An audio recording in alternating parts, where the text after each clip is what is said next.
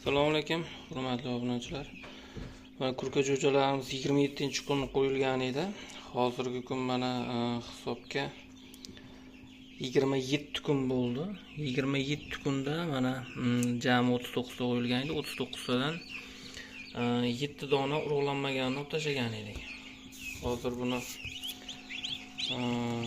bu jo'jalar o'z chiqqanlari bir 2 ta 3 tasini biz o'zimiz buni ochib qo'ydik. Hozir mana ichkarida ham 4 ta qoldi. Mana keyin jo'jalarimizdan tuxumni yorib chiqarmay qolganlari bular.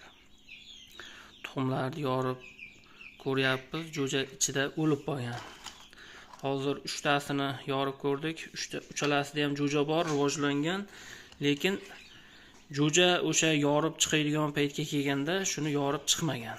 Endi buni sababi bo'ladiki, namlik yuqori bo'lib ketgan yoki namlik tushib ketgan. Endi bizda namlik ham hammasi joyida, endi qolgan Allohdan.